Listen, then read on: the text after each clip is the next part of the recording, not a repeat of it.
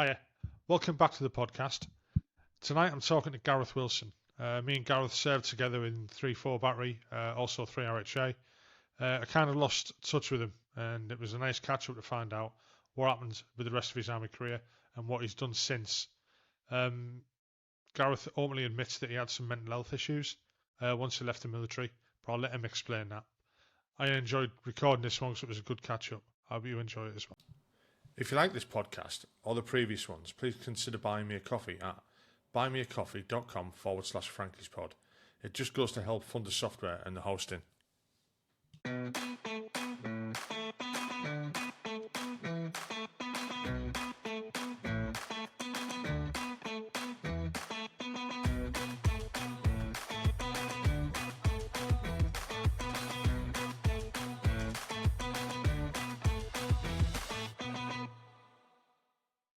Welcome back to the podcast. In today's episode, I'm talking to Gareth Wilson. I served with Gareth in 3 RHA and in 3-4 battery. We both served on a tug of war team. Lots of these podcasts have had people off the tug of war team on them for some reason. I don't know. But no, we served together, and then I think he moved to 5 Ridge, but we'll find that out later. Hi Gareth, how are you doing? Not bad, mate. Yourself? Yeah, great. And it's nice to see you again. I haven't seen you for I know, years. yeah. It's years yeah. We've seen each other, yeah. It's the same as like on the podcast bumping into people like this. It just brings back loads of memories and stuff like that. It does, great. Definitely. Yeah. Right, so it's normal questions. Where did you grow up? Why did you join the army? What did you do? Why did you leave? And is equally as interesting as that, what have you done since? Because a lot of people are more interested in the guys that knew and what they did after the army or after the people last seen them and stuff like that. It's just as interesting.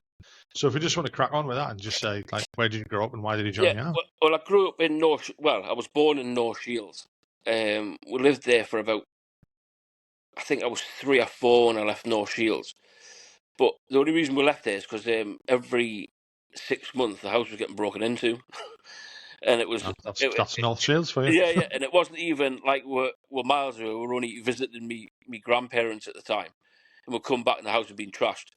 So anyway, we ended up with no house for about, I'd say it was about 6 months. We ended up living with me nana at the time, and funny enough, about 20 doors down the street, this house come available in Whitley Bay, where we moved to West Monkseaton, and that come available, so I ended up living there, and that's where I grew. That's where I say I grew up, because that's where I was from the age of about 4-year-old.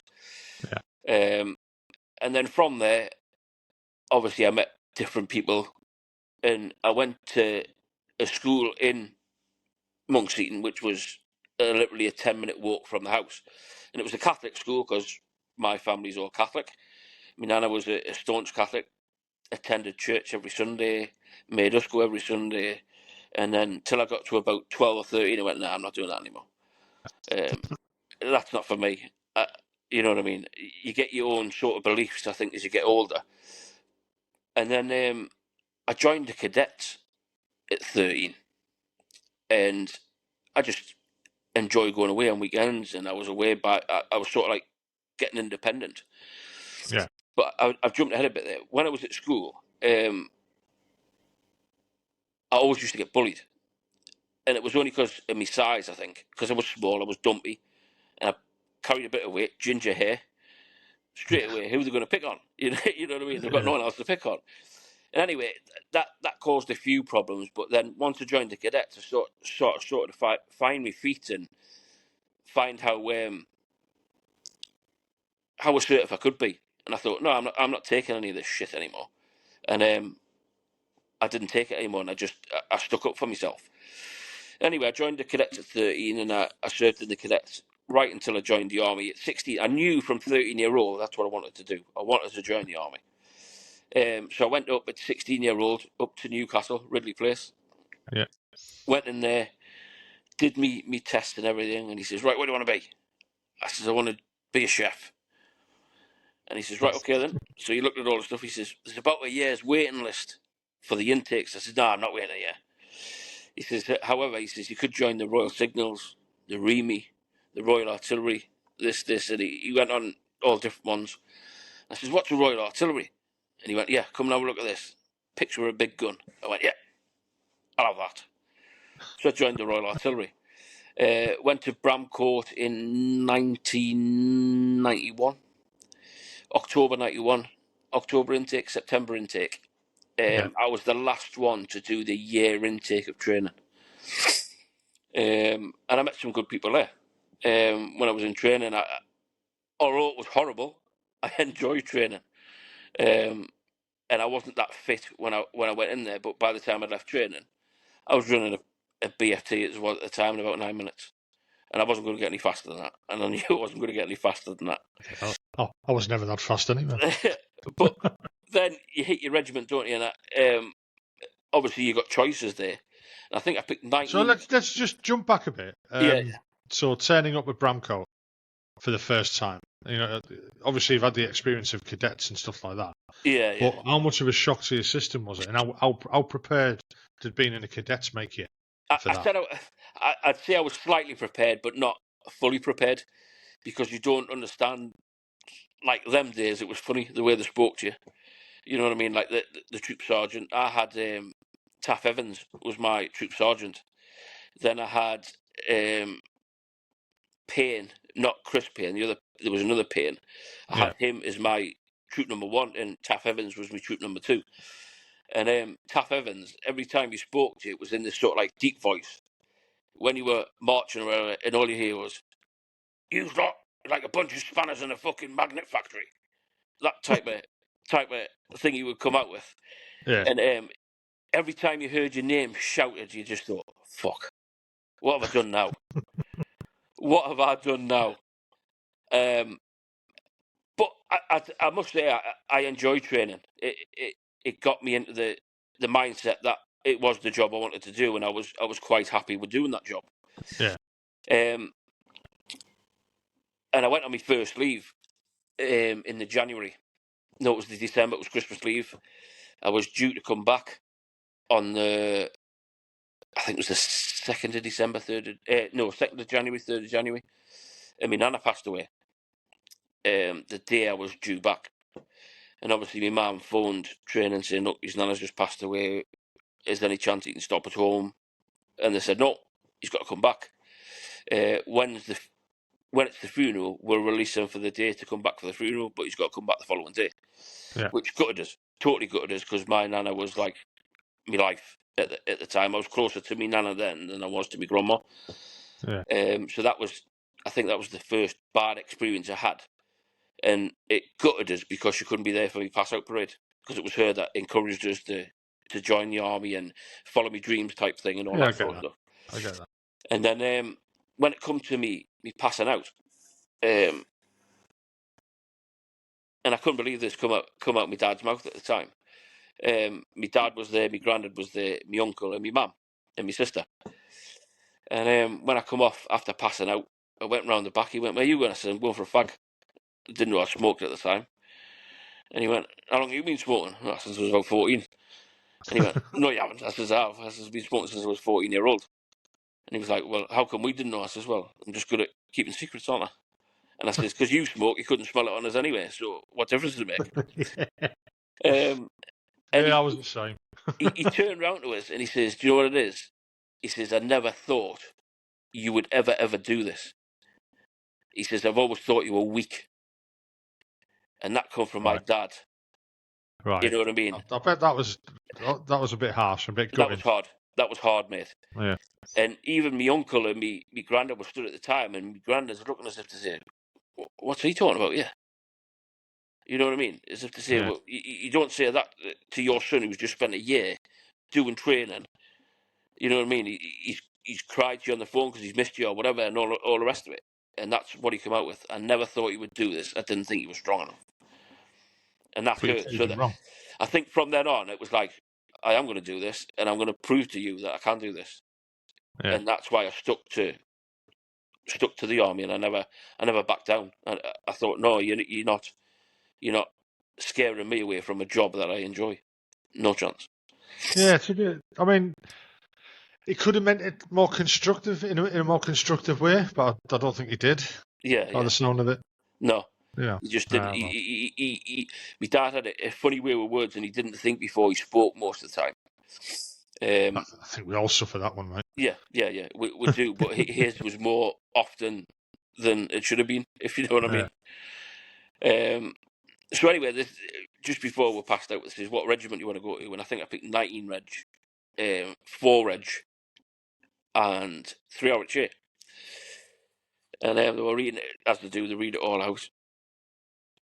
You're going to 4 Reg, you're going to this. And I think there was two or three of us in training at the time. There was me, Hicks Williams, and I can't remember the other lad. Can't remember. Atkinson. Remember Jock Atkinson? Jamie Atkinson. Yeah. He was one of them.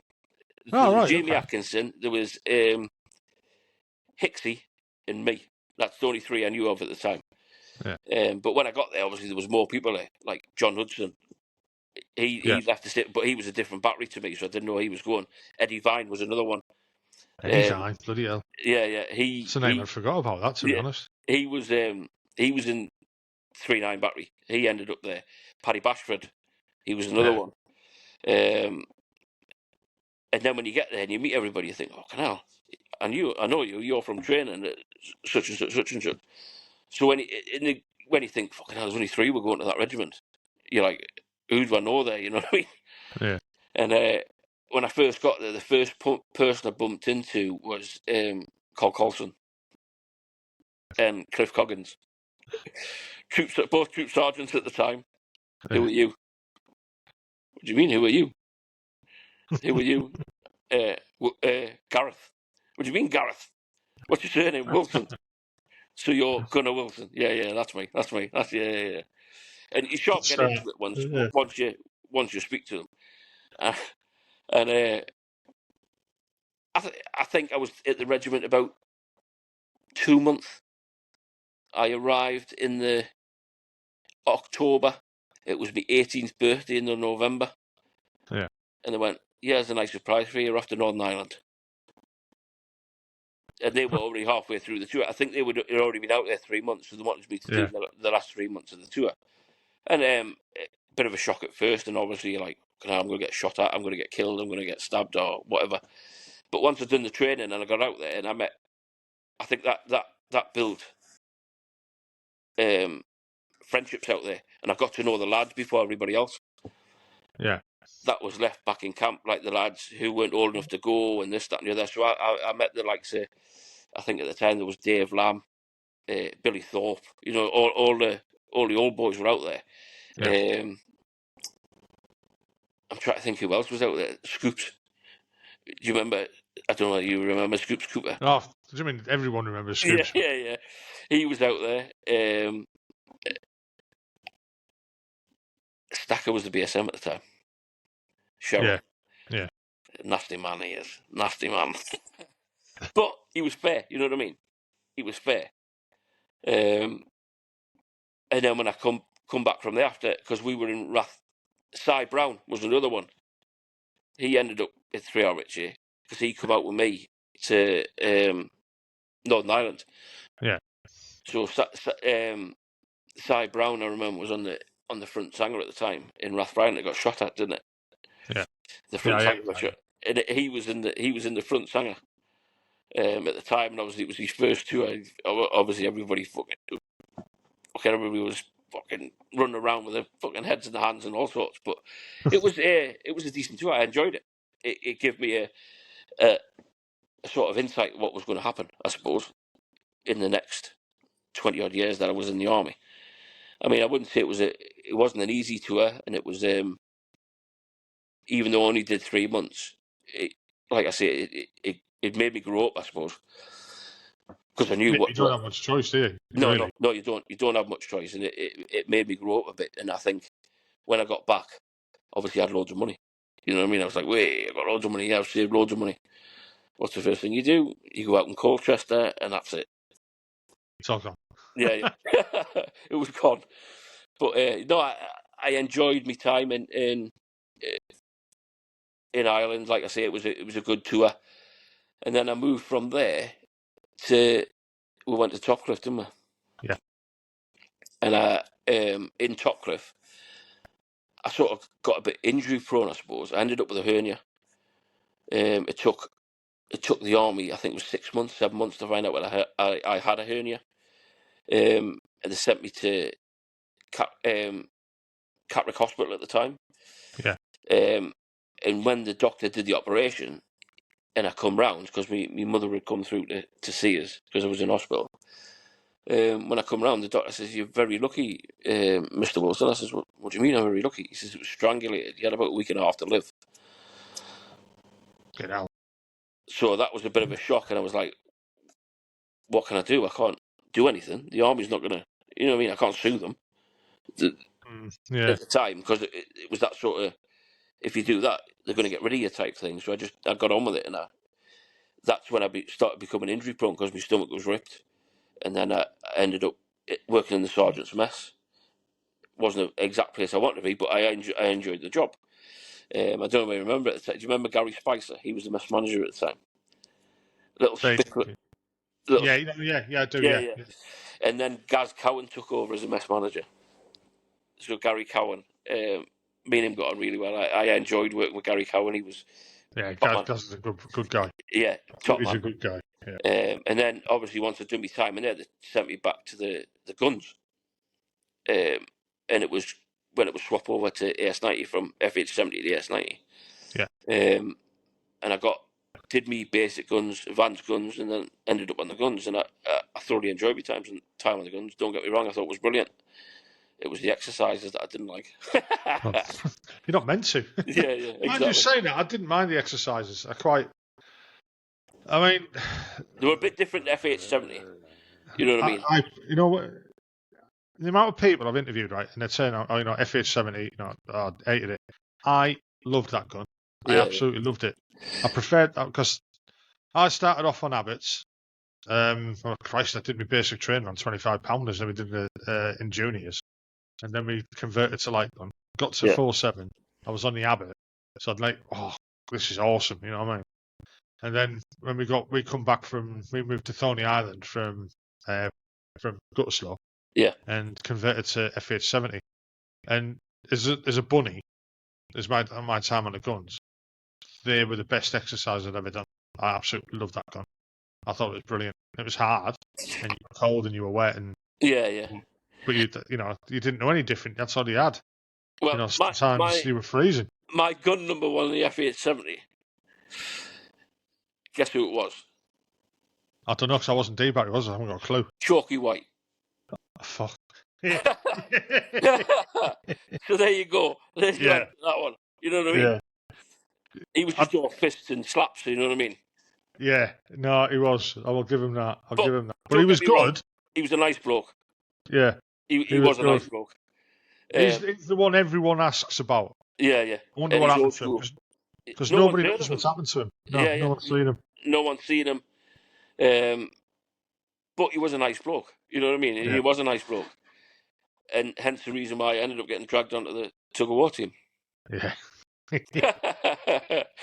Didn't we all? Yeah, at Topcliffe. There was me, you, Mounty, Dave Lamb. Yeah, there was.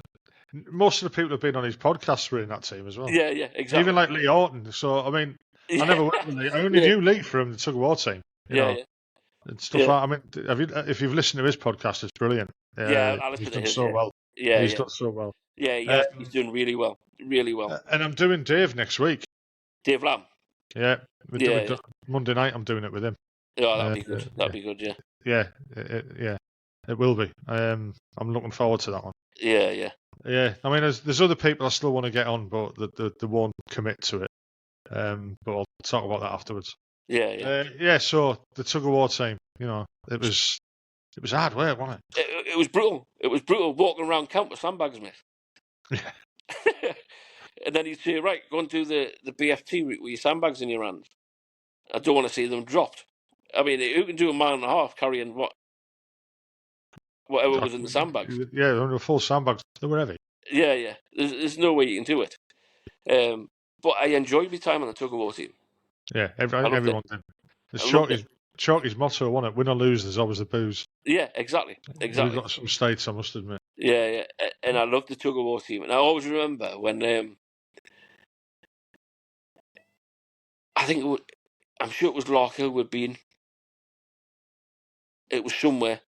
Anyway, we come back to Topcliffe at the time, and the first thing he says was, "Everybody's out on the drink." And I said, "Look, I can't afford that. I'm not going out on the drink." No, you will be out outside the block at this time, regardless if you've got money or not. You are coming out with the boys. And I was like, wow. And even though I had no money, I was looked after that night, and I still managed to wake up in the morning with a fucking hell of a hangover. Yeah. No, there was some good times there, and it never stopped. No, it just never stopped. And then, obviously, from that sort of thing, we did with second tour of Northern Ireland, didn't we? Yeah. D-Battery did, and that's when we went across to Armagh, Middletown, and that was another eye-opener, I suppose, when we had the Barrack Buster, wasn't it? That night we had the Barrack Buster. We lost Stevie Restricts. God bless him. And then lost my best mate, obviously, which was Coops. Yeah. Which was hard. It was very, very hard. And I think that's where, when I get on to later on in the story, you find out that's where all my mental health, some of it that is dealing with that, and prior to me, stuff that was happening in family life. And you don't think of it at the time, because while you're in the army, what's the army? It's a drinking culture. So because you're drinking all the time, you're masking all that anxiety, depression, everything else that's going on inside your head. You're masking it. And I didn't know this until, obviously, later on when I tell the rest of it. You don't realise that alcohol does that to you. It covers everything up. And you don't... when you're drinking, you're waking up with a hangover. That same day that you've woke up with a massive hangover, you're going back out that night. And you're doing exactly the same again. So you're just covering everything up. Everything. Plus, it was the culture that we were in as well. You know, as we talked about this before we started recording, I've started my journey. Yeah. And speaking to other people on the podcasts, then that 10 days in Ireland, on that 10 days from Stevie to Coops, I think it's affected a lot more than people realise. It's affected a lot of people, because it affected me. It's only later now that I know how much it is. Has affected me. Obviously, the people. There's some people. I'm not going to mention names or anything like that. But it really has affected them. It does. You can go back through all the shit that's happened to them, and that's like the genesis of it. It's the beginning. It was that 10 days. It definitely is horrendous. It was weird. Yeah, so you're right about the drinking and stuff like that. It just. I like a pint. Yeah, everybody does. You know what I mean? I just don't drink as much as what I used to. Nah, no way. I couldn't. And I couldn't do it now. Yeah. I couldn't do it anyway. So, like I say, apart from them 10 days, that tour was brilliant. I enjoyed the tour. It was good. You know what I mean? Eagle VCPs, this, that, and the other, and Tripod the dog. You know what I mean? He used to come out with us on patrol, and then all of a sudden he went missing. Then we had I don't know whether I've got some photographs on my Facebook. We found a kitten in the barracks at the time, and no one would pick it up because it was covered. They thought it was covered in fleas. Well, there's a picture on my Facebook of me holding this kitten, and it was a tiny little thing, and I was the only one that would touch it. And from then on, when everybody come out, used to come up to me all the time, sit next to us for us to stroke it. So I ended up with a kitten for the 6 months that I was out there.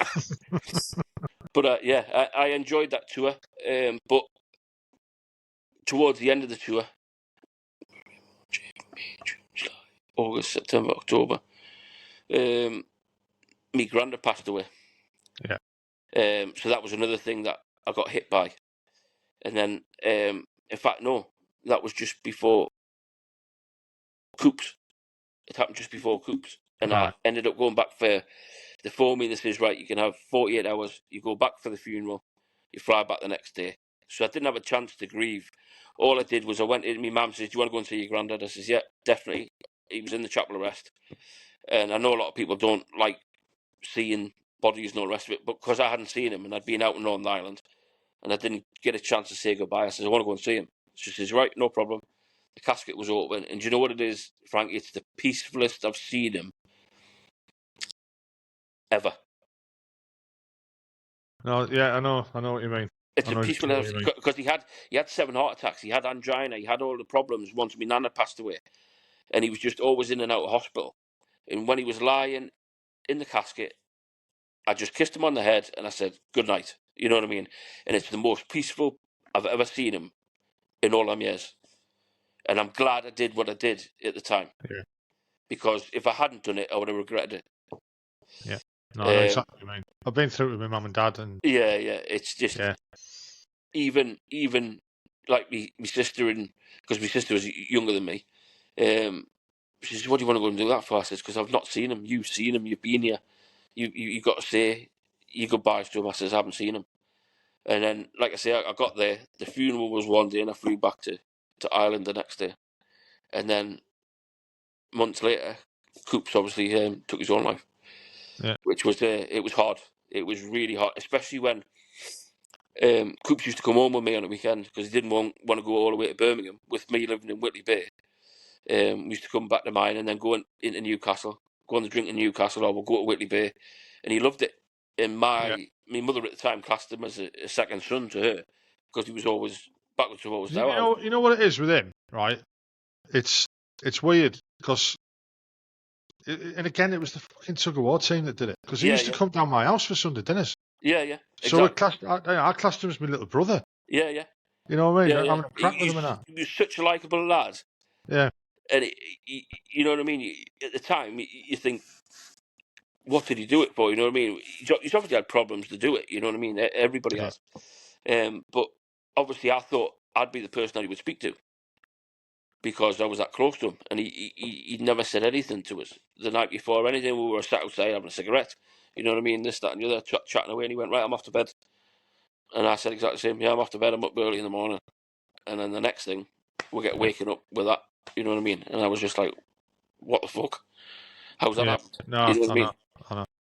Well, I think after I do the podcast next week, I think a few questions will be answered because I've already spoke to the guy about his view on it. Again, I'll talk about you after we're finished. Yeah. All that because it opened my eyes. Yeah. And it's all the rumours that went round and stuff like that. Were all bollocks. Yeah. You know, but again, we'll talk about that later. Yeah. It's not your story. No, exactly. And then after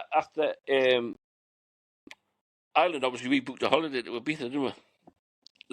I was Jay Barry, wasn't I? So I was got part of you. There was me, Dickie Sunderland, Smudge, Ronnie Barker, Grease. What a motley crew. I know, Grease, me, Gus Oliver. I can't remember who else. I think that was about it. But and we all went to Ibiza. But Coops was supposed to go on that, you see. Yeah. So that was I think that was our bit of a release when we got out there. But you think like all them squaddies out there, they'd cause havoc, and we didn't. We just got on well with everybody in the hotel. You know what I mean? We'd come in at like 5, 6 o'clock in the morning, quiet as we could, tiptoeing around the rooms or whatever. But we made no noise. We got on well with everybody. There was even a couple in there that was cooking in the room and she offered to make us Sunday dinner all over. While we were over there, we were like, "Oh no, it's all right. Honestly, it's all right." But I loved that holiday. It was brilliant. Enjoyed it.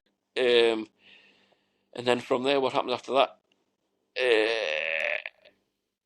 We just went back to normal stuff, wasn't it? And then we got posted over to Germany. Yeah. And then from Germany, what happened to I went to Bosnia.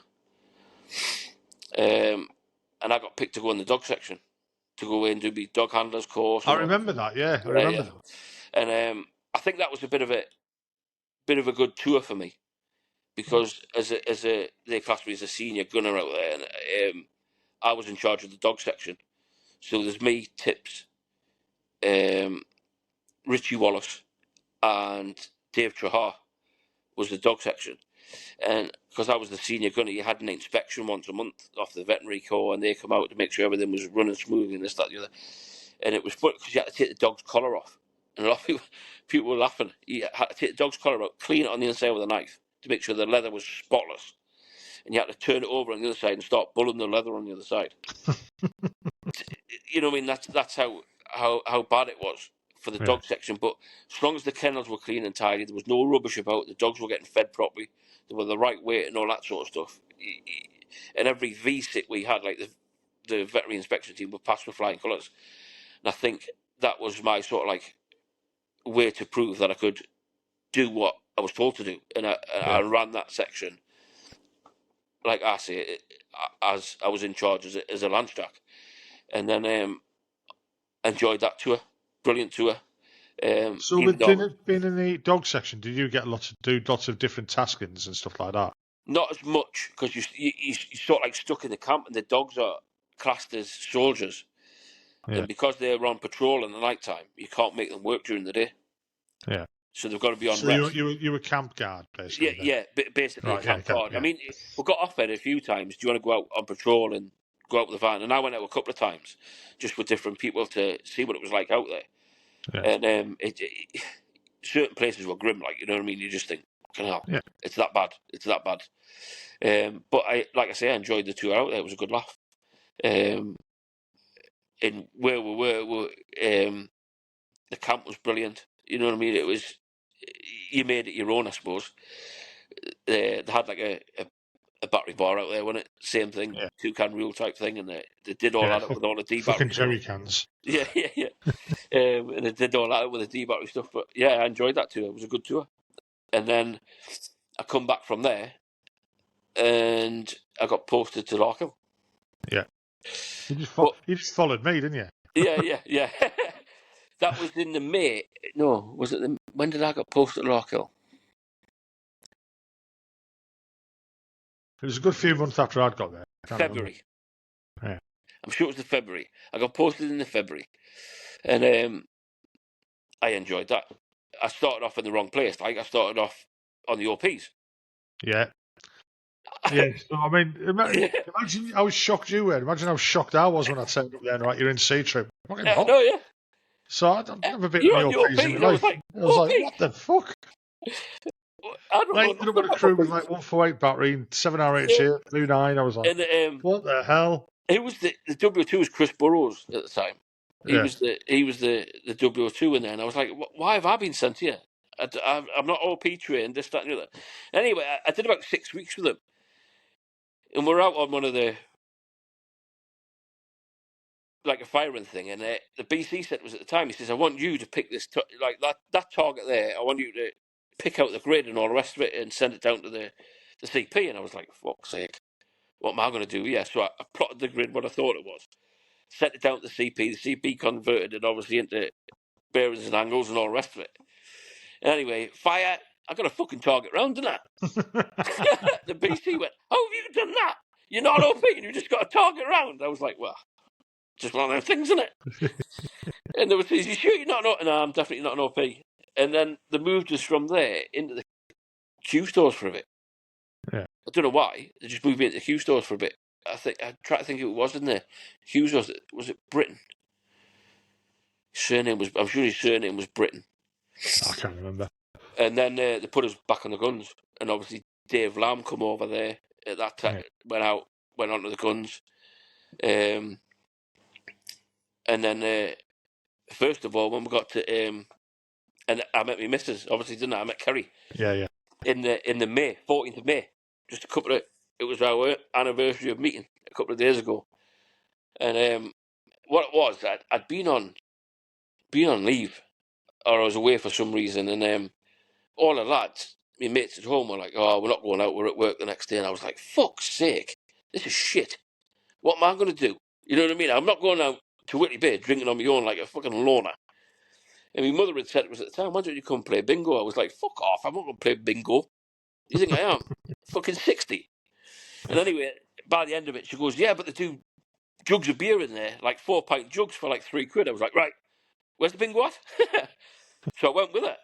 And at the time, my mother would come back and she says, "Oh, there's a girl over there fancies you." And I says, "Oh," like joking about. I says, "Which old woman is it then?" Having a laugh, like, and she went, "No, it's not. It's one of the girls that sells the books."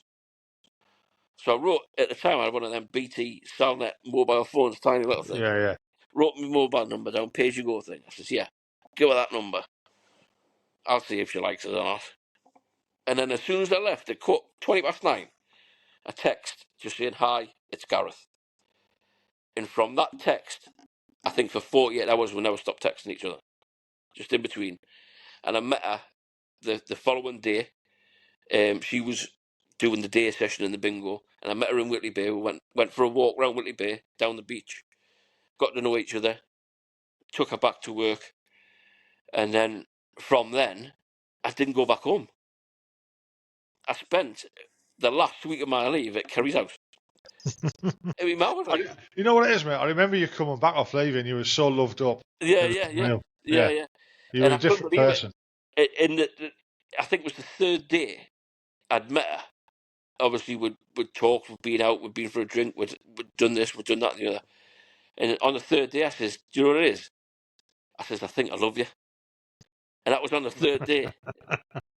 And she seen us back on the train back to Larkhill at the time. And when I got on the train, she'd satisfied herself the fact, because I was a squaddy, she was never going to hear off me again. That was it. Job done. Yeah. And I kept texting her all the way back. "I'm here, I'm there. When I got back to camp, I rang her straight away. "Oh, I'm back in camp," this, that, and the other. And it just all blossomed from there. And then we were going to get married in the November. But we had the artillery day, didn't we? My mum come up for the artillery day, and Kerry come up for the artillery day. And we hadn't seen each other for about 8 weeks at the time, because it was just back to back doing stuff at Larkhill. Yeah. So I says, "I'll pay for the hotel. You come through, and then we'll go to the artillery day, and we'll go into Amesbury, have a drink in Amesbury, and then we'll do whatever." Well, because we hadn't seen each other that long, you know what happens, don't you? Yeah. Well, the next thing is, 6 weeks later, Kerry finds out she's pregnant. So, of course, at the time, my mum was a bit, you can't not get married now, this, that, and the other. That's the type of person she was. Very Catholic, yeah. We're getting married anyway. We're getting married in November. Nah, you can't leave it that long. It's too long. So I says, "All right then, I'll get married when I come home on leave." "What do you mean you get married when I come home?" I says, "I'll get married when I come home on leave. Registry office, job done. That's it. I'm married." You know what I mean? And I know people go on about these big weddings and all the rest of it. I think it cost me and Kerry about 400 quid. Cost me 50 quid to get married, mate. Yeah. It cost me I was AWOL at the time, remember? I think it was £240 at the registry office. Then we went back to Kerry's mum's and had a barbecue. And that was it. And the laughters at the bingo at the time, because we obviously, once me and Kerry started seeing each other, I got used to talking to the lasses. And they paid for a hotel for it in Whitley Bay. When we went in, the room was covered in balloons, confetti everywhere, chocolates all over the place. And we had a brilliant night. It was. I would never change that, the way we got married, for anything. It was brilliant. And here I am, 24 years later, still married. And I've got 4 kids now. Well, I say kids. Harry, my oldest, is 23 now. He's 24 next year. Then I've got Lewis, is 21.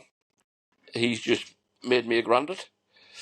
Baby's due in 9 days' time, 10 days' time. Oh, good luck with that. And then I've got Bobby, who's just turned 18. He turned 18 in December. Then I've got Lola Jo, who's still at school. She's 14. 14, but acts like a 24-year-old. Yeah, they all do, mate. Yeah. And do you know what it is? I always said I wanted a girl. After I had the 3 boys, I'd have 10 boys to 1 girl. Because girls are so much harder to look after. Don't get us wrong. I love her to bits. You know what I mean? I wouldn't change her for the world, but it's just so hard work. So hard work. Girls compared to boys. Boys, you can just leave them to it and they'll find their own way. But girls, you've got to teach them everything. You've got to show them how to do stuff. It's just hard work, and she's got so much attitude. They don't want to know. Yeah. She's got some attitude on her, mate. Some attitude. And then from there, I went to, because Harry was born with a hole in the heart. I don't know whether Yeah, I you remember that. I was gonna mention that. Yeah. Yeah. Harry was born with a hole in the heart, and they wanted me to be kept down south because he was going to get seen at Southampton Hospital because the top heart surgeon was at Southampton. I remember you had a bit of difficulty convincing them. Yeah, I did. Because I says, look, just extend me posting at Larkhill. I'll stop here for 2 years and then do it that way. No, we can't do that. You can go to 3-2 regiment in Larkhill, or you can go to 1 RHA in Tidworth. So I put my preferences in and all the rest of it. Come back 1 RHA in Tidworth. I thought, well, it's not too bad. I've stayed in Royal Horse Artillery, you know what I mean? I'm happy with that. I'd rather stay in Royal Horse Artillery if I can. And then we'll move to Tidworth. But just going back in a bit there, I remember when me and Kerry got married, obviously we had that little flat on Howard Vice Road. Yeah. In Larkhill. Remember when we had the housewarming party? Yeah.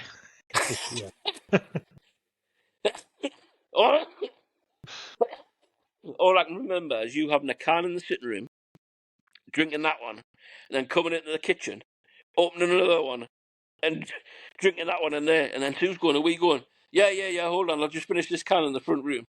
Then you were finishing the can in the front room and going into the kitchen, and down another one in the kitchen. That was brilliant, honestly. Yeah. I was a bit of a beer monster, I must admit. Yeah, well, we both were at the time. You know what I mean? Yeah, it was always either I was round at your house on Sunday dinner, you were round at ours, you know what I mean? I mean, it was the tug-of-war team again, wasn't it? So Yeah. But I mean, I enjoyed Larkhill. I really did. I did enjoy Larkhill. I could have stayed there, to be honest. Yeah, I could have. If I got the chance, I would have stopped there for the rest of my career. And again, talking to all the other lads who done EREs down there and stuff like that, you get told you're going to Larkhill, you're like, oh God, no, it's the school. I don't want to be there. But once you get there, and you get into the routine and everything, it's absolutely brilliant. I mean, I must admit, the 2 years that I was there, both seasons of tug-of-war. Yeah. So I was, mainly in tracksuit for a lot of it. Yeah, it was. Yeah.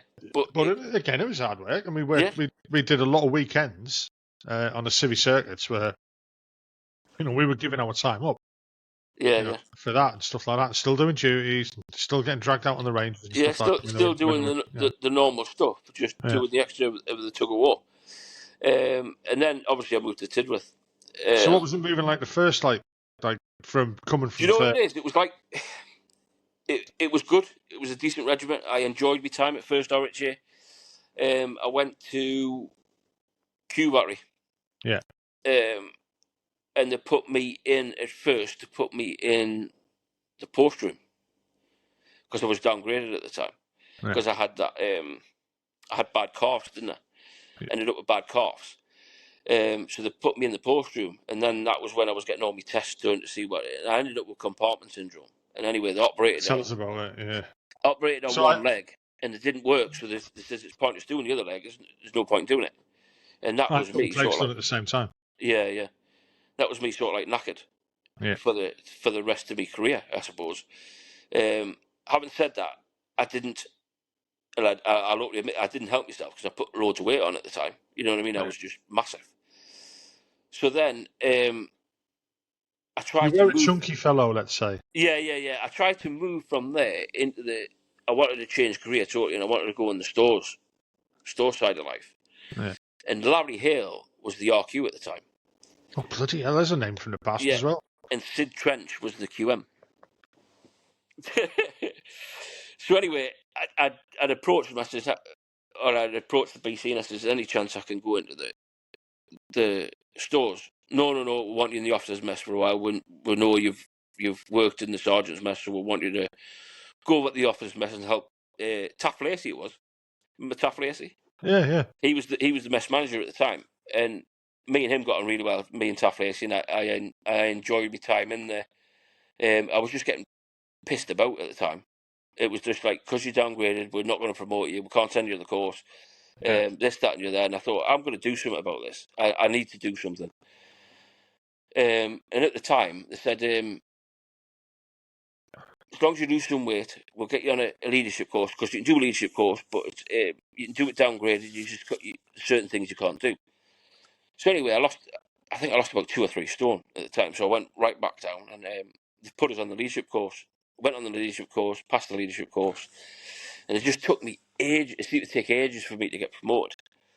The regiment went away on Telex 7. Was it Telex 7? I'm sure it was Telex 7. And I ended up back in camp on rear party, and they said, while you're on rear party, you're going to be CO's driver. So I was driving the Edge, and then when the CO was coming back from theatre, I was picking him up, driving him about, and all the rest of it. Yeah. And it was Dave Cullen was the CO at the time, and I got on really well with him because I just spoke my mind. I didn't hold back, and this, that, and the other. And it ended up where me and him got on really well, and he says, "Look, keep going the way you're going, and you will end up getting promoted. Just bear with us." But then he went away. He got posted somewhere else, and it just all went back to as it was. And then I finished that, and I pushed for the QMs department. I said, I really want to be in that QMs department. Wayne Parr was in there. Bloody hell, Wayne Parr. Jesus. Yeah, he was in there. I don't know whether you remember. You'll not remember Leasy. Leasy was the full screw in there. Then we had Macca, who I got really good friends with. He's a good friend of mine now. I keep in touch with him all the time. He was the clothing storeman. And I says, the only way you're going to get in there is if you take over the MSA. Well, the MSA is the biggest account. You know what I mean? It's got that much fucking shit on it. Right. I was like, yeah. Okay, I'll take it on. And I took it on. They sent us on my stores course. Passed that, no problem. Come back from there. And then the RQ changed over. Who become RQ after that? It was Jeff, I think. Paul Jeffcoat. And then the QM was Taff Arundel.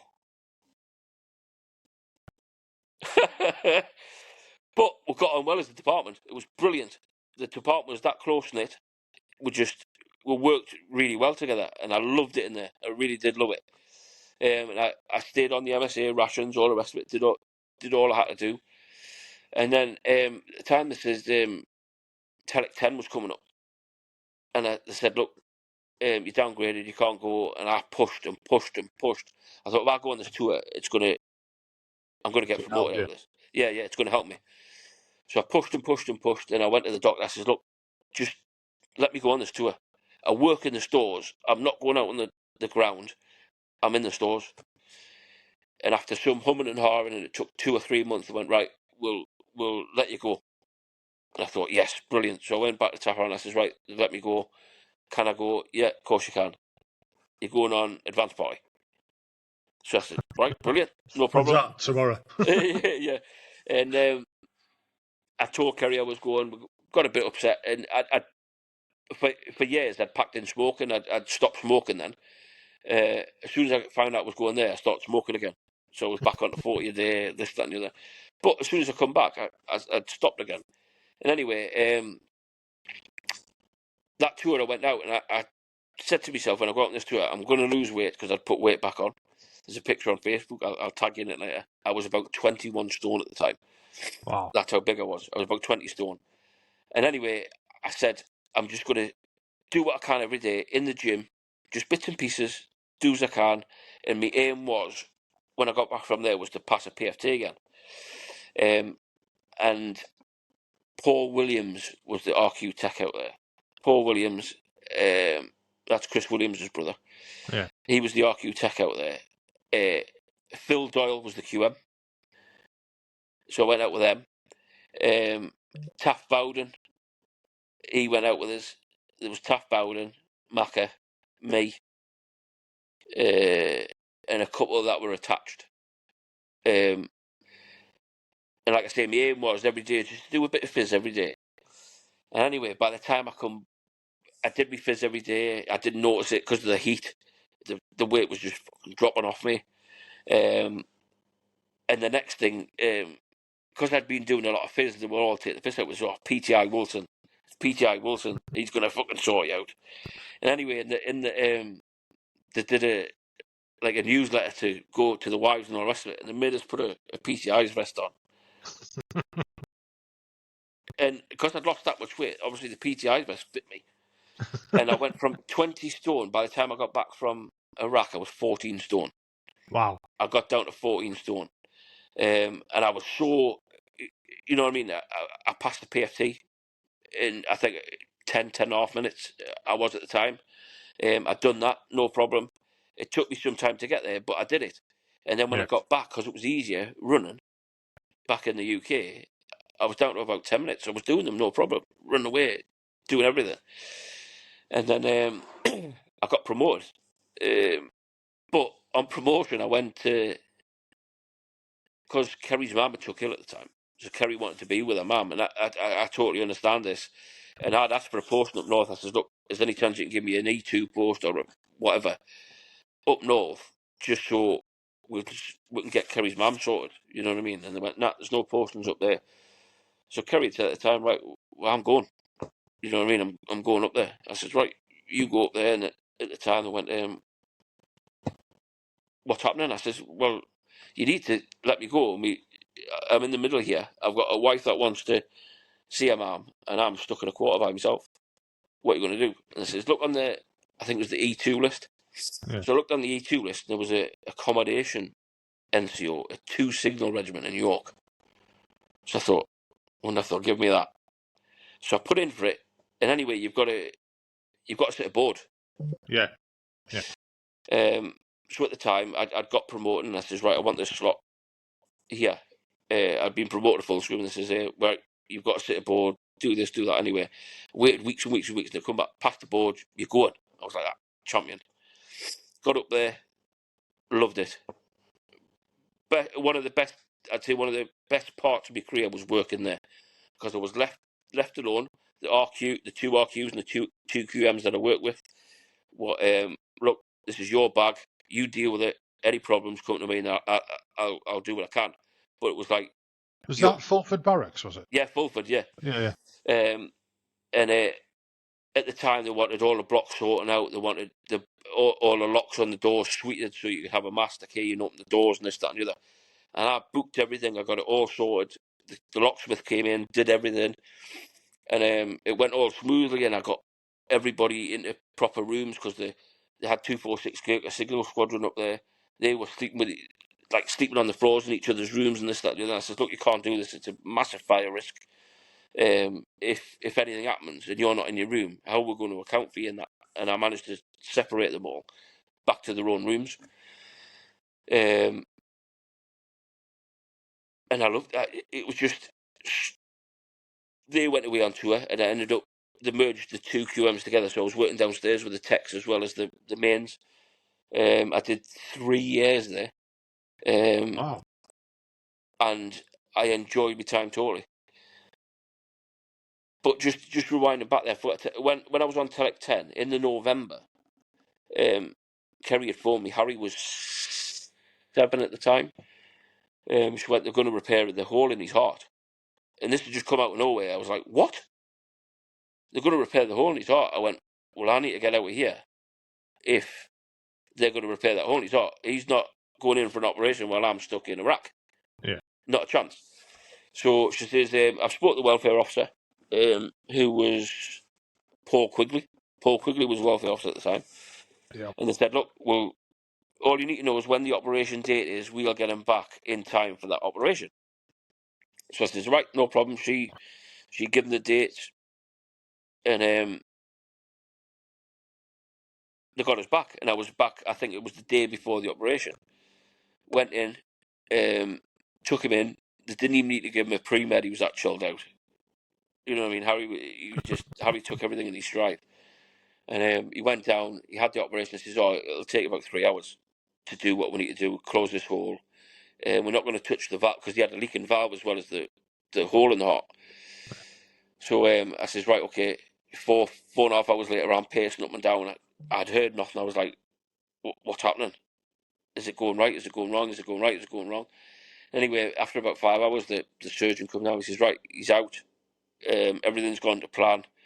We're taking him straight down to ITU, because obviously he's got to be in intensive care, because he's had his heart, his chest ripped open from top to bottom, instead of going through keyhole, because he couldn't do it that way. So they took him down there, and I met him down. Kerry didn't want to come to the hospital, and I totally get that. She doesn't like hospitals. So me and Kerry's mum went, and he needed a drink, like you do when you wake up, as you come round from anaesthetic. And I had to give him this little sponge with the water on, and I put it in his mouth. He went, "No, I want a drink." I said, "You can't, son, that's all you're allowed."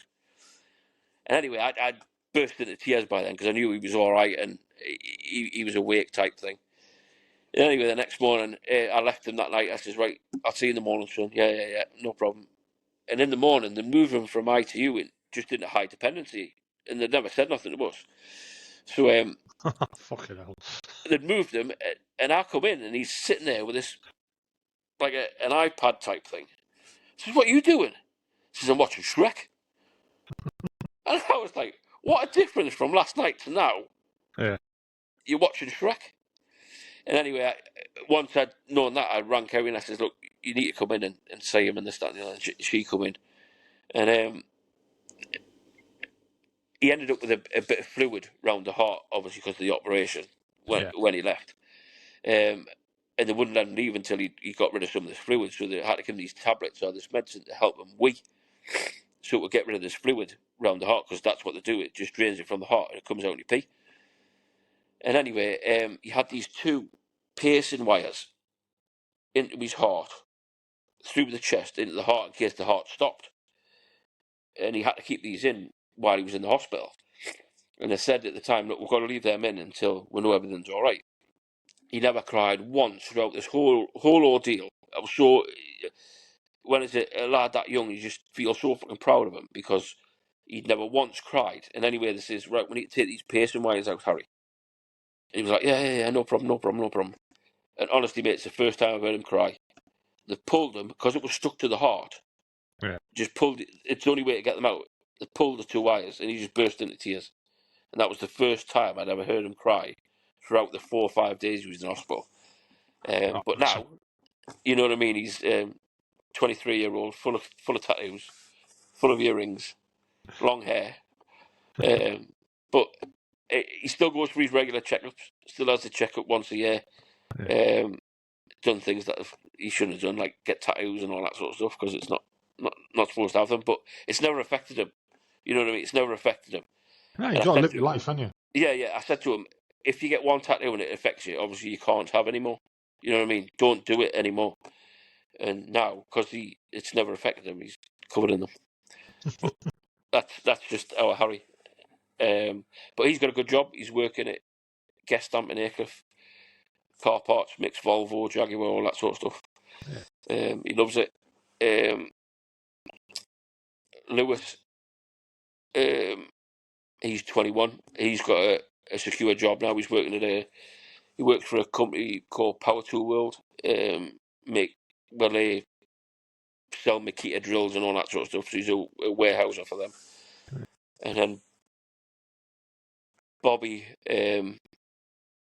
he's been a bit of a whirlwind since he left school. Let's put it that way.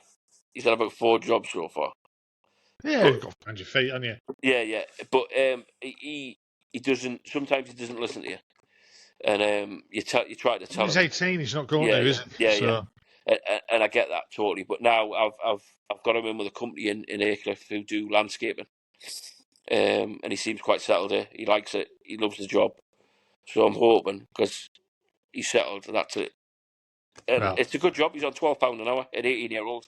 You know what I mean? £12 an hour. You can't sniff at that. It's hard graft as well. It might just get rid of his excess energy. Yeah, and like I say, he's quite happy.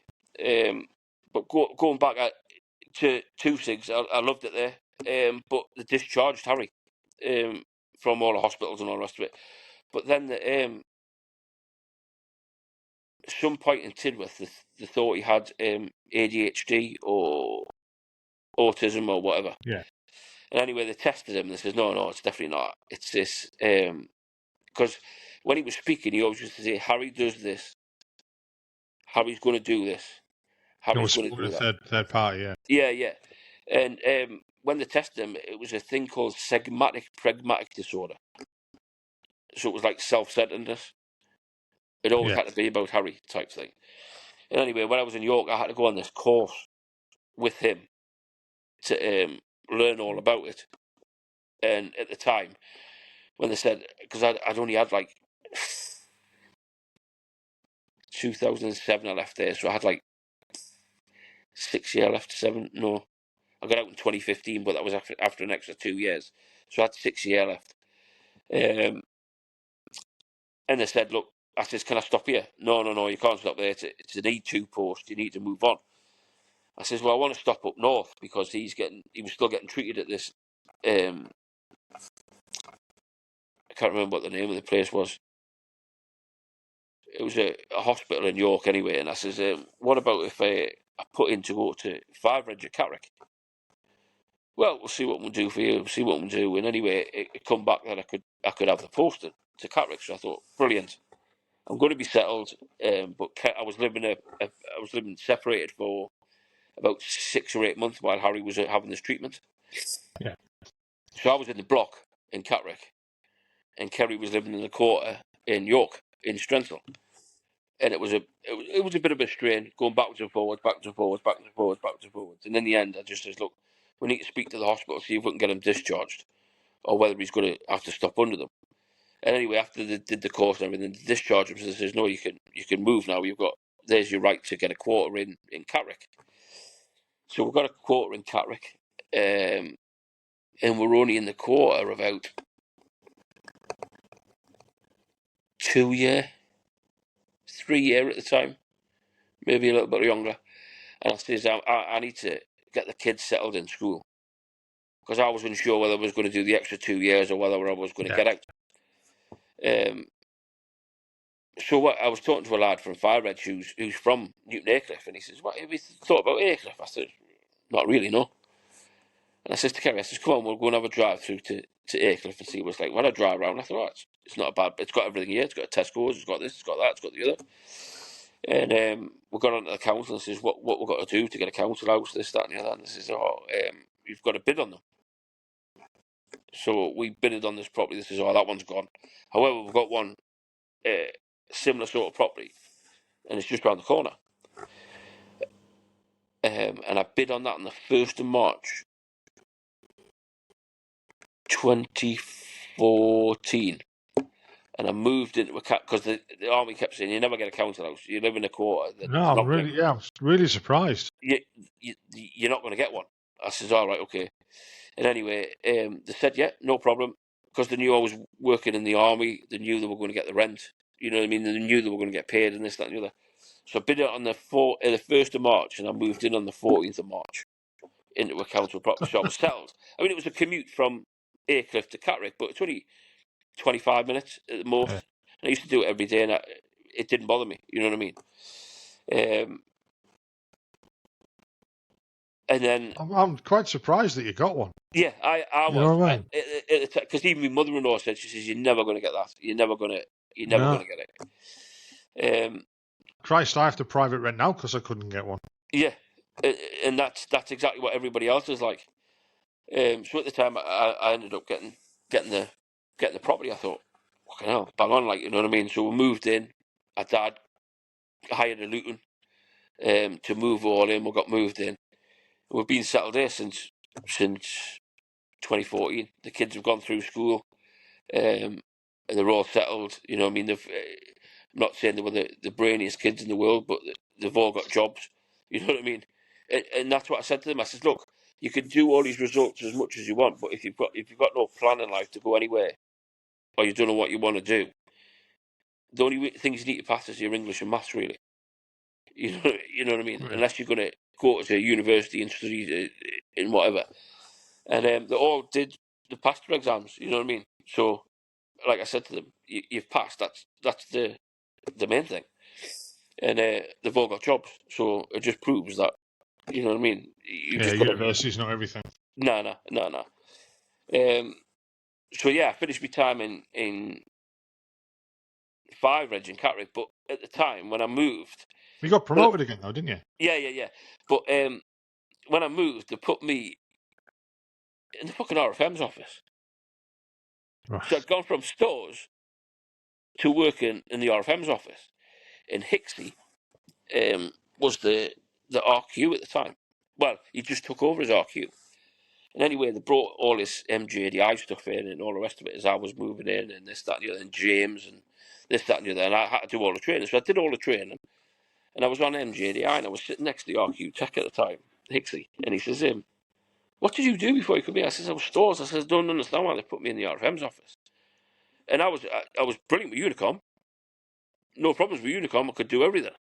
Yeah. Anyway, MJDI is a similar sort of thing. Once you've got it, you know what you're doing. So when I was doing the training, I was whacking the train out, and he's looking at me. You finished already? Yeah, done it. What do you do? So I was showing him, and he was like, right, you need to be my fucking tech bombardier. I says, all right, okay. So it took a while anyway, and he got us into tech bombardier. And at the time, Hixie had said, he says, you should be where I am, but as the RQ main. And I says, yeah, but I says let's put it into perspective, Hixie. I says, as if your fucking face fits, Yeah. you get promoted. And I says, I've always said the same thing. As if your fucking face fits.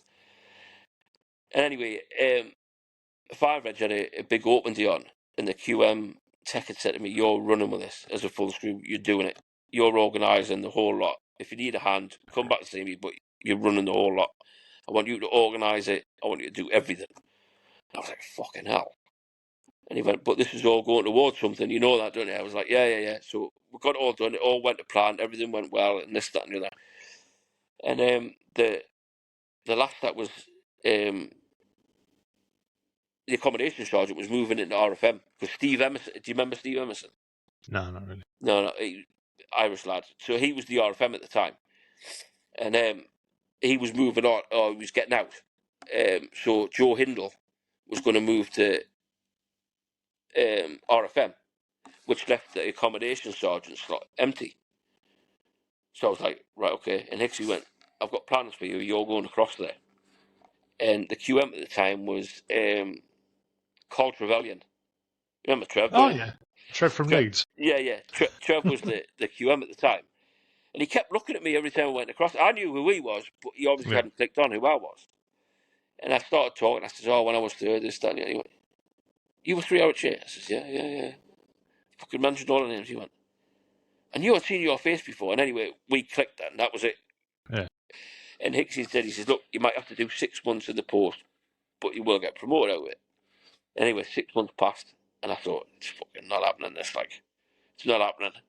And then it got to 8 months, and I was like, look, I said to the QM, I says, I'm either getting paid by rank or you promote me, one of the two. I'm not doing the job if I'm not going to get paid for it. He went, just chili beans, hold on, it's coming. And anyway, it was on they used to do COSBT and all that stuff on a Friday, and then I got promoted on the Friday to sergeant. So I did my last 2 years basically as a sergeant, pension wise. Yeah, I was going to say, not bad for the pension. Yeah. And that's when they looked after. They did look after. And Hixie looked after me, and he said, "Look, I will look after you, and I'll make sure you get it, and all the rest of it." And he did. And then they offered us the bank in when I was at first RHA, but I didn't think I got it. They never said nothing about it. They just offered us it, and I said, "Yeah, I'll take the extra 2 years." And anyway, when it come to my run out date, I was like, looked on JPA, it was like fucking 2015. I was like, I'm out 2013. No, 2015, you got Venk. I was like, fuck. You know what I mean? Because I built myself up. I was like, shit. And anyway, I did the extra year, and within that year, I'd signed off. I'd had enough. I was getting grumpy. I was getting fucking sick of it. You know what I mean? I just had enough by that. And you know when you've had enough. Yeah.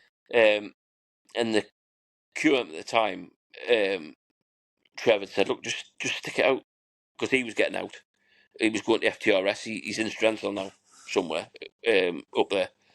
And he says, just stick it out, you'll be fine. I says, I don't know whether I can, Trev. I says, I'll be honest with you. I says, I don't know whether I can. He says, please, just do whatever you can to stick it out. I says, right, okay. So I stuck it out, and I did the extra year, and I got out. And from your resettlement, because I'd done all that stuff at 2 Sigs, I thought, I want to be a locksmith. That's what I want to do. I want to do it. He made loads of money changing them locks. I'm sure I can do the same. So I went away and did all the courses, and I did mine up in Hereford. the bloke who ran the course was ex-22 SAS. He was a door entryman. So he opened his own locksmith course and he trained locksmiths. So I did that. I did 4 weeks up there, and then he says, "You're going to come back and do the UPVC repair course." I says, "Well, do I need to do it?" He says, "Well, what? When you go to a door now, what is it? UPVC?" I says, "Yeah." He says, "So you need to do the course." He says, "Because if a lock fails, we'll show you how to open that door without damaging it." So I went into the UPVC course as well, and then I was in my last 6 months, I think, and they still hadn't found my replacement. I was like, "What's happening? What's happening with replacement? You don't know who's taking over him, is this, that, and the other." And anyway, they found a replacement, and the QM said it was, "You've got," I think I left in the July, and I was due out in the September. So July, August, September, I had two months where I was doing nothing. And I was in the playground one day, picking the kids up from the school. And Kerry had mentioned something. She says, when your money goes in from, when you get your money, I just want to buy Lola Joe a new wardrobe for the bedroom. Well, I had a fucking meltdown, mate. Proper meltdown. Right. And I was just, I fucking went off the handle, this, that, and the other. And this is what, because I've been off for 8 weeks, and I didn't know what was going on. I didn't know how my business was going to run. I didn't know, whether these phone calls were going to come, when I was going to get work or whatever. And it's obviously been playing on my mind. Yeah. And Kerry had mentioned this, and I just fucking had a meltdown. And I knew then that I needed help, but I didn't want to seek help because I didn't know what to do. I didn't know whether I was to get it through the army or whether I was to get it through civvies and all the rest of it. And anyway, they put me onto this company called Talking Changes to do CBT, cognitive behavioural therapy. So I did that. They put me on tablets. So I was put on sertraline to start off with. They were making me sweat. I was having the shakes, so they changed me from them to another one called citalopram. Citalopram worked for about 6 months, stopped working. So changed my tablets again. I've had my tablets changed that many times since I've been out. And anyway, I did the 6 weeks or 12 weeks, whatever it was, CBT, and I felt a bit better. I thought, well, obviously that's what I needed, a kick up the arse type thing. Everything come out from my childhood to what happened to Coops, this, that, and the other, and all the rest of it. But when I was speaking to this one bloke, he was ex-military, and it's like he wasn't interested in my story. He just wanted to get off his chest what he had going on for him. Yeah. So I walked out and I said, "Look, I'm not putting up with your shit, mate. I'm here to tell you what's wrong with me, not you tell me what's wrong with you." And I walked out and I said, "That's it. The sessions are ended." So I phoned the mental health team again, explained the situation. I says, "Look, I need to go with someone." No, that's it. I says, "Right, forget it. I don't want to know." And I was working. I'd started working by then. I was doing jobs, changing locks, this, that, and the other, doing all my locksmith and stuff. And then I reckon it was about a year into it. I was in a property in Blackwall Colliery. Kerry had phoned me. She says, "How long are you going to be?" I says, "I don't know." She says, "What do you mean you don't know?" I says, "Kerry, I can't get out of this house." She says, "What do you mean you can't get out of the house?" I says, "I can't leave this house. If I leave this house and get in that van, I will not get home." She went, "What do you mean?" I says, I know I've got mental health problems. And it's hit me. If I get in that car, Kerry, or if I get in that van, Kerry, you're not going to see me. And she went, "Look, just chill out. It took me about an hour to get round to getting in the van. And I don't know how I still can't remember how I got home. I got home, I locked the van, put my keys in. I says, I need to go back and I need to get sorted again because this is winding me up. Because I was going to, literally, if I'd had the option, the only thing that stopped me was the kids and Kerry. If I hadn't had them, that was me. I was gone. Because I just wanted everything to end. I was in that dark hole. I couldn't get out of it. I was clawing, and I couldn't get out of that hole. So I phoned the mental health team again. They're right, "You're doing CBT again." I said, "Look, I don't need CBT. I need something different. I need to see a psychologist. I need to see someone." Anyway, they put me on the CBT again. It worked for about 6 months. Back to normal again. I was back in that hole where I didn't want to be. I was shouting at everybody. I was taking it out on everybody else. I knew there was something wrong with this, but no one was helping me. I thought no one was helping. Was trying to get No one was to the crux of it to see what was causing it. No one wanted to know what was going on. So anyway, as I was telling you, they changed me from citalopram to mirtazapine to something else, mirtazapine to something else to something else. Anyway, I'm on these tablets at the moment. They've stabilised it out. But I had another episode about July last year, and I was off work for 4 months, mate. I could not leave the house. I didn't want to go out the house. I didn't want to speak to anybody. The lad that I'm working for, obviously he was like, look, we need to bring money in. I said, look, I'm in a position. I've been given a sick note from the doctor saying I can't work. I'm not in the right mind to do it. And if I had done it, I think I would have, again, took my own life. I would have just fucking drove that van or whatever at the time because I didn't want to be here. I just didn't want to be here. Everybody, it's hard trying to explain to someone that doesn't understand mental health. When there's something in your head that's playing tricks on you, I'm telling you, you're not good enough, you're shit, you're fucking fat, you're useless, you can't do nothing right, and that's manifesting inside your head. You just don't want to be here anymore. And I said this I just didn't want to be here anymore. And anyway, I got in touch with a company called Shifting Our Minds. She was ex-military. Yeah. She was an ex-Kurag. And I started seeing her. Did some CBT with her for the first couple of weeks, and then we tried a thing called EMDR. What's that? It's where they reprogram your brain. Basically, they put you into a trance. You're not in a trance, but they tell you to close your eyes. It's like hypnotherapy type of thing. Yeah, hypnotherapy thing. So I had a couple of sessions of EMDR, and it worked. It worked because I told her everything. I spilled everything out to her. She knew from the start to finish my life, from beginning to end, and where it was now. So she knew what was triggering me, and she was putting them triggers at the back of my mind. So I now know my triggers, and if I know something's going to trigger me, I won't do it. I avoid it straight away. Like, if my big thing at the moment is I don't like to be late for things. I don't like anybody else to be late. And if someone's late, that triggers me. Triggers me massively. So I'll take myself away for half an hour, sort myself out. I say, look, it's not going to kill anybody. It's not going to kill you. Yes, he's late, but so what? So what?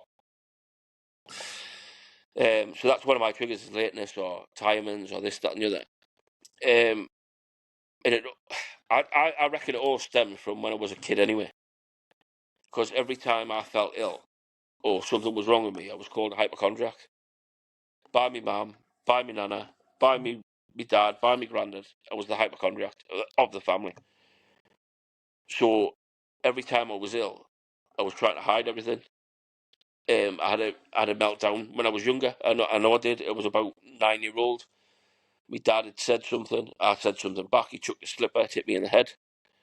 He took the slipper and it hit me in the side of the head. It cut my eye open. My mum come in. There was fucking blood everywhere. She wants to go. My dad threw a slipper at me. What'd you do that for? Because he shouted at me. He's 9-year-old. You know what I mean? He's a kid, and you took the slipper at him and cut his fucking head open. But I wouldn't say I had the easiest upbringing as a kid, and I think that's where it stemmed. Well, it has. That's where it stemmed from. But the other things in between, like me nana dying, didn't have time to grieve for her. Cooper taking his own life, didn't really have time to grieve for that. My granddad, he died. You know what I mean? It's all just got on top of me, and I've hid it for so many years. Plus, to be fair, you didn't really have the best time in the army. No, I didn't. I mean, let's face it. You were fucking bullied. Yeah. Bullied. That's all it was. And I say that. We thought it was banter. Yeah. As much as fucking, Christ, we were quite close, mate. And I still, but I'm like that. I'd take the piss out of everybody. It doesn't matter who the fucking are. You know what I mean? Everybody was the same, though, wasn't it? And you don't realise until It affects people. I was talking to the therapist, and I said, "Do you know what it is? If I'm honest, since I joined the army, all I've done is been fucking bullied." Yeah. Because you get told you're not getting promoted unless you lose weight. That's fucking bullying. You know what I mean? It is, but Yeah. But you've again. I mean, I was the same. I'm fucking overweight, and I was happy. Yeah, I was downgraded from. I was downgraded before I went to Lark Hill. Yeah. Just because of compartment syndrome. Yeah. I nearly lost my leg because a shit doctor in Hona didn't identify that I'd gangrene. Yeah. I nearly lost my leg. And I never recovered from that. You know what I mean? It was. I mean, I got the full screw because I didn't do a what the fucking call it? I've been out too long now. A crew commander's course. I never did one. Yeah. So I got it because of Optelic, 2003. Yeah. They agreed that certain people would pass their crew commanders there if they could do this and that and the other. And then I did. We had to do fucking lessons out there. Fucking, do the old instructional lessons for people and stuff like that. Done them out there. And then I got promoted when I got back. As it turned out, I found out later I'd have probably got promoted out there if I'd have took it. I got offered the opportunity to lead a team down the L4, and the BC said, "Look, you can go down and take on a team, and good things will happen," type thing. And I said, "Look, I'm being honest with you. It's not the case that I don't want to do it. I do want to do it, but I'm not physically robust enough. Yeah. So I couldn't run. If I'd have, in all honesty, if I'd have come under fire or something like that, what was I going to fucking do? Yeah, exactly. You know what I mean? Exactly. Things. And he thanked me for being honest, but I knew for a fact that fuck me. That was me. That was me fucked. You know what I mean? Yeah. And it was 6 months later. I was supposed to get promoted, but I might have been out on a piss the night before and got rather drunk, arrested, and then come into work the next day and they were like, "That you're a twat." I was why? Got into trouble. Yeah. You were getting promoted today. Oh, right, okay. So I wait another 6 months and I got promoted. So yeah. but shit happens, and as much as, like you've just said there, people call you fat in the army and stuff like that. There's always a place for people who can't do the full field. I ended up as an RCMO's assistant.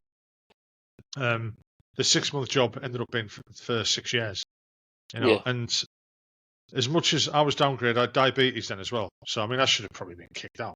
But I was close to the end of my time, so I got looked after. To have them type of guys, in the olden days, you'd see them sat in the training wing and think, "Oh fucking hell, what's he doing? There, the old knacker." I was getting that as well. What's he doing? Get rid of the fucker. But because he's doing that job, and we were doing the jobs we did, somebody else. Yeah, that guy who's gonna get promoted quickly, whatever. He's not getting dragged out of his career to go and do a shit job like that for a year, 2 year, or even 6 months. Exactly. But the army's now that small that they can't afford to do that. No. And it was getting that way towards the end of our time. I remember you got out before you. But it was like that. But there is a place for people like that. But I agree with you. The only time I've ever come close, let's say, to really fucking my career up by snotting a senior rank. Yeah. And he doesn't know how close he was to getting battered. It was because he called me a fat cunt. And I didn't like it. And there was no... I won't go into it, but it come very close to me. Probably, I could have lost my career that day. And it wasn't for other very high-ranking people seeing what was happening and stopping me, calming me down, things could have gone another way, type of thing. You know what I mean? Yeah. But there's a place for everybody. But you're right to get. And I know you've got to meet a criteria to be promoted. Physically and mentally and educational wise and stuff like that. But you're right. People like that, like yourself and me in the past, get belittled. Yeah. And that's exactly what it is. It's not just the other guys saying it. We'd all say it as a bit of banter. Fucking hell, nobody called you Gareth. No. Nobody I know called you Gareth. You were called Ginge. Yeah. You know what I mean? Exactly. And that's, as much as it's your fucking nickname, it's also a bit of bullying. Yeah, But yeah. we don't see it that way because that was your nickname. No. You know what I mean? No. If someone's tall, they get called Shorty. If someone's really short, they get called Lofty. You know, type thing. Exactly. It's You know, crazy. it's But just the way it is. But you don't realise that it does affect people. it does, and I didn't realise it was affecting me, and obviously until I'd had the meltdowns. But anyway, I'll go back to when I got out in 2015. My son, my oldest one, was seeing a girl at the time, and her sister got diagnosed with a terminal brain tumour. So I started trying to raise money for them. And at the time, I'd put some posters up, roundabouts, and all the rest of it. And I got a phone call off someone called Terry Green, and he was a Freemason at Aycliffe Lodge, Freemasons Lodge in Ferry Hill. I thought Freemasonry's it's always It's intrigued. fascinated me. Yeah, it's always fascinated me, and I wanted to know more about it. So at the time, when I phoned him, I says, "Look," I says, "how do I go on about joining this Freemasonry?" He says, "You've just done the right thing." He says, "You've asked." He says, "You haven't waited to be asked to join," type thing. So he says, I'll come see you in a couple of weeks." He says, "I've got some paperwork to fill out because you've got to be checked and all the rest of it." And he says, "We'll go from then." And he says, "It gets put to vote and this, that, and the other, and all the rest of it." And anyway, it got passed, and I joined Freemasonry in 2017. And it's a brotherhood. It's just like being it's like being back in the sergeant's mess, I suppose. You go upstairs, you have your meeting, you come downstairs, you have a 3-course meal, you have a few beers, talk to the lads, and at the time you don't realise it, what Freemasonry is, and all it is, it's the charitable trust that raises money for other charities, smaller charities. So like we've got charities in Aycliffe that we give lots of money to. We've got charities in Darlington we give lots of money to. There's a cafe in Darlington called Cafe JJ. It's run by Downs people who've got Down syndrome, and I think last year they got about £18,000 out of us funding to help them run that cafe. And I enjoy it. It's once a month. I have a meeting once a month. I come up here, spend some time with it. Some of them are older than me, obviously, because Freemasonry's been on for years. I mean, the oldest lodge member we've got 94, and he still attends, and he still has his meal, and he still does. You know what I mean? He still does everything that we do, and I enjoy it. And it takes that. It gives me a bit more of that brotherhood bit. So I'm back in a crowd, clique, back in a clique where I've got lots of people who will support me, and they will help me if I need help. They'll tell me to get help, and this, that, and the other. And not only that, I joined this. I was going to mention, they called the Bearded Villains or something? Bearded Villains. I joined them in 2021. I seen a post on Facebook. In fact, I tell you who it was. Remember Lee Cutter? Yeah. He was a bearded villain. And I looked through some of his posts. I thought, "Oh, this looks quite interesting. I'll Google him." So I Googled him, and there's chapters all over the place. So you've got like the Northern Monkeys, which is us. You've got Lakeside, which is the Lake District. You know what I mean? You've got all different chapters. So the closest one to me was obviously the Northern Monkeys. So I contacted someone through Instagram, explained it, what I did. Got a beard. Yeah, I've got a beard, and I want to be part of it, like, because that's what it is. It's like a brotherhood. It's Could you liken it? Because I mean, I've seen your photos on Facebook and stuff like that. So, and I look at it and I think, look at that, that's like a motorcycle club without the motorbikes. It is that.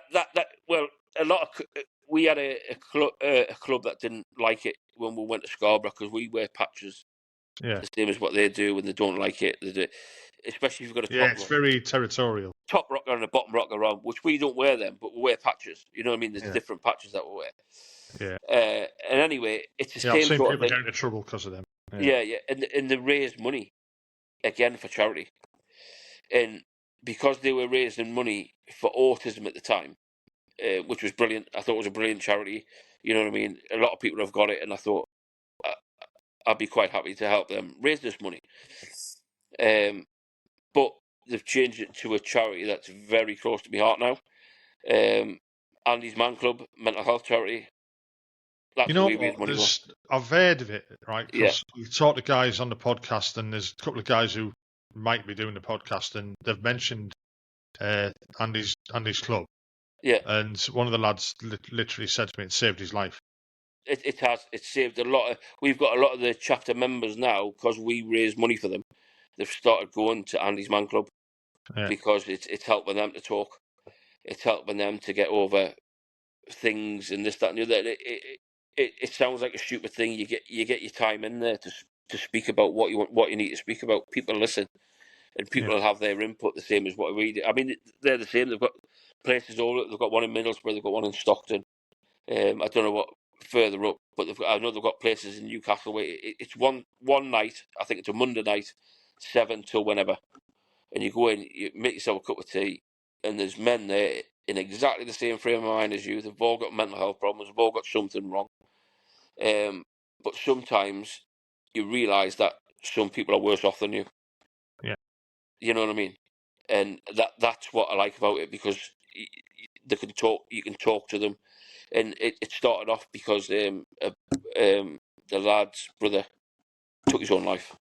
Yeah, no, I know that once I heard about it, I looked up the history of it and stuff like that. Yeah. And I mean, it's like it's the old thing of you need someone to talk to. You know, I've sat on my own for 5 years. yeah. And like I've already mentioned, and we just spoke about before, I've started. Started your journey is the right phrase. Yeah. It is. You know, And that's what it is. And people don't realise it's not an illness. It's a disease. I don't know what to say because obviously, I mean, like for anyone listening to this, I'm being honest. I've got my first session tomorrow morning, which I'm really not looking forward to. But do you know what it is, Frankie? Once you've been through that session, you will feel a hell of a lot of weight lifted off your shoulders. And not only that, you will feel emotional. It will bring out emotions that you've never felt for in years. No, I mean I've already done that. I've already had, kind of already had that. Which is why. But like I said, it's weird. Like you hit on it earlier where you said it's hard for people who don't have mental health problems to understand it. Don't understand I don't understand it because I don't feel as though I do have mental health issues. Yeah. I know there's something wrong. Yeah. But I feel all right. You know, I feel fucking happy. I feel good. Yeah, well, I do now because of the tablets I'm on now. I'm on a more, because what they do when they give you these tablets, they start you off with the cheapest tablet they can find because it's obviously coming through the NHS. Now the tablet I'm on at the moment is one of the more expensive tablets, and it's took me 9 years to get onto the more expensive tablets. Whereas if they put me on this in the first place, I maybe wouldn't have had the problems that I've had prior to that. Yeah. You know what I mean? Do you think there's light at the end of the tunnel for you though, where now there is? You won't need medication. Well, that's what I'm hoping. That's what I'm hoping. Yeah. I only take one tablet a day, 10 milligrams, so it's not like I'm on a high dosage. But the tablet I'm taking is one of the better tablets out there. It just takes the edge off. And I take propanolol as well, which is the beta blocker, which I thought was to do with your heart. It's nothing to do with your heart. A beta blocker, it blocks out the signals. Blocks out the signals. And I got them because I was like that. I was shaking all the time. But now that I've got my first grandson on the way, 10 days time, you know what I mean? You'll love it, mate. Life's looking totally different at the moment. Yeah. No, grandkids are great, mate. They're great, honest. What I've got to say though, Fine little shit, but they're all great. Yeah, without Kerry by my side for the last 24 years, I wouldn't be in the position I'm in now. Yeah. And I'm in a brilliant position now, or I'm in a lot better position than I was 6 months ago. Because I couldn't talk to anybody 6 months ago. Well, I mean, sat here now talking to me, so... Yeah. And this to me, at first, this was going to be daunting. It scared me. But because I've learnt now to talk about the problems that I've had and get them off my chest, once they're off your chest, it brings the burden down a bit, and it brings your anxiety and your depression and everything else down a bit. I mean, podcasts they've probably awakened something in me that I didn't want, and that's probably why I'm going into journey, or whatever you want to call it. I'm fucking Yeah, here, yeah, I'm yeah, getting yeah. a bit fucking emotional now. But But I it's do it been all the time. brilliant. I'm exactly. It's been brilliant listening to nearly everyone. Not all of them, not 100% of the stories we've had on the podcast have involved mental health, but a lot of them have. Yeah, yeah. And it's amazing that the people we knew, the one that's coming out tomorrow, listen to it. Yeah. Right? I won't tell you about it, but listen Yeah. to it. You'll know him. Yeah, yeah. You'll think, and you'll be amazed. Yeah, You'll yeah. be absolutely amazed, right? That there's all these people we knew, and we You don't really know them. their stories. You Yeah, don't yeah, know you about don't them. know You them. don't know about their childhood. You don't know about their family life. No, no. And you know that's right as well. You know, Yeah, yeah. I don't go to work where I work now and pin the fucking kid against the wall and say, Yeah. "What did you do last night?" You know what I mean? I think I'd scare him if I did that. Yeah, yeah. He's only a little lad. Yeah. But you don't. You're not in each other's pockets. Whereas even when we were in the army and everyone was really close, and you did know about each other, Yeah. but you still didn't know everything. Everything. Yeah, You're yeah. not going to. You're not meant to. That's not how life works. Yeah, But yeah. you hear people's stories, and I just think, fucking hell, you've been through something, or listen to the stories where it's been really good for them. Yeah. They've had their time after the army has been fantastic, or they had the best career in the army they've ever had. And it's great. I tell you who was good, and I listened. It was Ian Constantine's. Yeah. Enjoyed it. It was brilliant. Brilliant. He's fucking. I worked with him for a year as the RCMO, and it was one of the best times. That last job I did as RCMO's assistant was my best 6 years in the army. I loved it. Absolutely loved it. It was great. I got left alone for a start. That was brilliant. Well, exactly. Yeah. I worked for him. The two IC and the CO. It was great. Nobody touched me. It was brilliant. It was just so. If I turned up for CO's PT, people thought someone had died. Yeah. I think when I first got out was just so daunting because I was going self-employed route because I knew in my own head I couldn't work for anybody. Yeah. I was broken. That's the way I looked at it. I was broken. I'm starting to get on the mend now. I'm still a bit broken, but I'm starting to get there. You know what I mean? When you're sounding good. Yeah, I sound a lot better than what I did 6 months ago. You're convincing nutter. Is that what you're saying? Yeah. But yeah, the best things I've done since I joined out was join Freemasonry and the Bearded Villains. The Bearded Villains is the best thing I've ever done for a long time. It's a big brotherhood. They're all men. When we meet each other, we don't shake hands, we hug. Right, okay. It's a man hug. I don't know. Yeah. And you can keep that. when I first went to the first meet, it was in Sunderland to meet. It was my first, so I was like shitting myself because I'd never met anybody before. And I went to shake the bloke's hand. He went, "What are you doing?" Shake your hand, like. He went, "No, come here." I went, "What?" He went, "We don't shake hands, we hug." Right. And do you know what it is? At the time, you're like, "Fucking hell, I'm not gay," like, you know what I mean? But no, it's the best thing you'll ever experience. Even some of the lads' wives, when they turn up, they're like, "Fucking hell, you hug each other." You know what I mean? As if it's not done, but it's a proper man hug, and everybody they just get on. When you turn up, I know a lot of it's revolved around alcohol again, but it's just so nice to be involved with people who are of the same mentality as you.